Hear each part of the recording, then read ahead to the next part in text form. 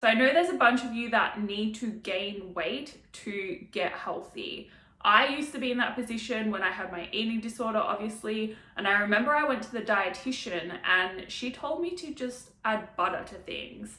And it's definitely something I wasn't going to do when I had my eating disorder. So whether you have an eating disorder or whether you are just underweight and are looking to gain some weight in a healthy way, I wanted to make this video to give you some tips that might help.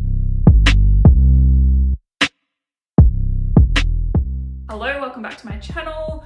My name is Jodie and I help you change your beliefs so you can change your body, your health, and your life. This video, I wanted to talk about weight gain and how you can set things up to do it in the healthiest way possible. When it comes to gaining weight, you want to set things up in a way to ensure that as much of the weight you're gaining as possible is muscle, and you want to try and minimize fat gain. Now, it's normal to gain a little bit of fat in the process, but if you set things up in the wrong way, you're going to gain a lot of body fat and just end up skinny fat. If you set things up in the right way, you should gain mostly muscle, and that is how you are going to end up with a tighter, lean, toned looking body.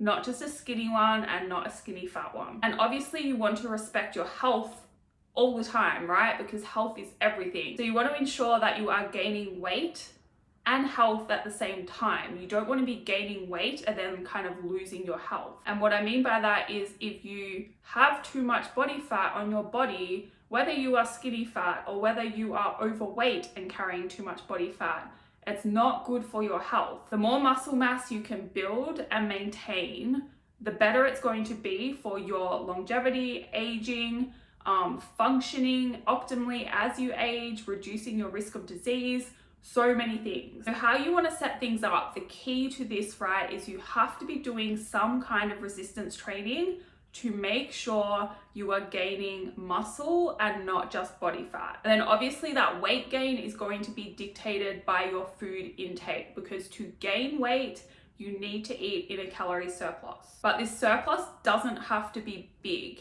You can start with literally 100 calories over your estimated maintenance intake. And then as long as your strength is increasing, your weight should slowly start increasing as well. Unless you adapt to that intake by increasing your NEAT, then you might have to increase things a little bit further. And as you keep progressing, you do want to slowly continue to add calories in small increments. So I would literally go up by 75 to 150 calories at a time, just depending on where you're at and the progress you're making. And I like to assess progress mostly based on photos and obviously body weight and measurements, but photos really help a lot when it comes to gaining weight. So if you do need to gain weight, make sure you are following a structured weight training program, aiming to get stronger in that program week by week. And then I'd estimate what your maintenance calories are meant to be. If you are eating around that on a daily basis and you're maintaining your weight, you can start pushing them up. If you estimate your maintenance calories and you are eating way less than that, which is very common,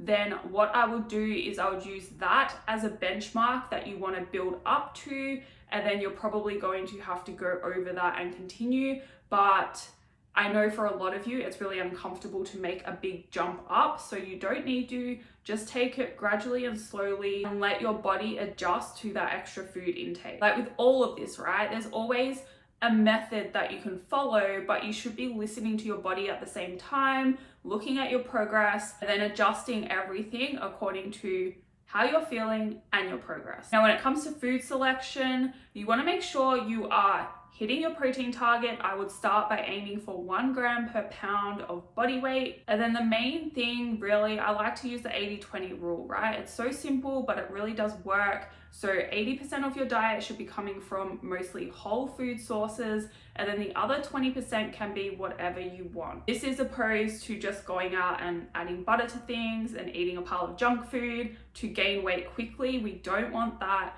Slow, steady weight gain is what you are after, to make sure it is mostly muscle and not just a bunch of body fat. And obviously when I say steady, I mean that your weight trend over time is going to be going up slowly. There will be normal fluctuations within that trend. And it's really important as well that your strength is going up week by week, maybe not in every single exercise, but it should be going up in some way in at least one exercise out of each workout. And it might not be by adding weight, it could just be by improving your range of motion. Now, when it comes to hitting those extra calories, eating in a surplus, especially if you've never done so before, can be kind of difficult because you're not always going to be hungry and you're not always going to feel like eating. So to help with this, it comes down to food selection. So you might want to choose more fatty cuts of meat, like salmon is higher in calories than what whitefish is. But for the same portion, it's probably going to fill you up to the same extent. You might want to add more sauces to your meals. Like the dietitian told me, adding some butter and oil and stuff to your meals can help if you like. Or adding in more liquid calories to your day, protein shakes, juices.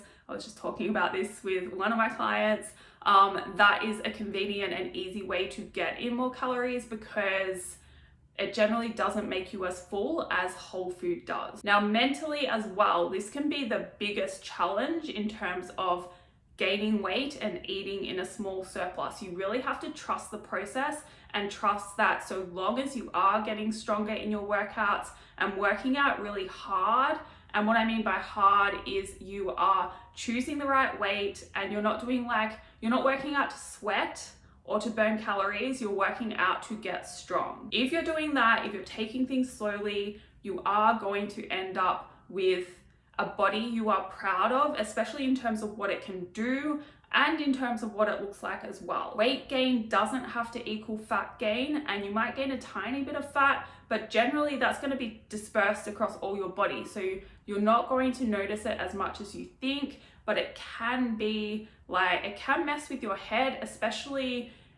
in certain times of the month when you might be more bloated, holding on to water. It's very easy to confuse that with fat when it's not. You really have to, as I said, trust the process and stay focused on the right things. And I think it's also helpful to remind yourself that the more muscle you can build, and gaining weight to build more muscle, that is actually going to help you or help put you in a better position in the future to lose body fat, because you're going to be able to build your calories up a lot higher, and then when you cut them again, your body is going to respond really well. But if you're already eating as little food as possible and you've adapted to that, then it's going to be a lot harder to lose body fat in the future because you're going to have nowhere to go in terms of cutting your calories, and your body is just not going to respond. That is all for this video. I hope it helped you. If you would like to see more, please hit the subscribe button. If you have any questions you would like to see talked about in a video, please let me know as well. I am welcome to ideas,